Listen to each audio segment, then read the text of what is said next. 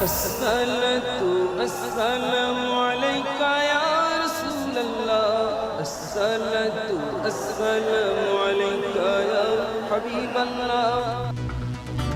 সারা দেশে ধর্মীয় মর্যাদায় ঈদে মিলাদুন্নবী উদযাপন, লাখ লাখ মুসল্লির অংশগ্রহণে জশ্নে জুলুসে বিভিন্ন ইসলামী সংগঠনের ভিড়ের চাপে চট্টগ্রামে 2 জনের মৃত্যু।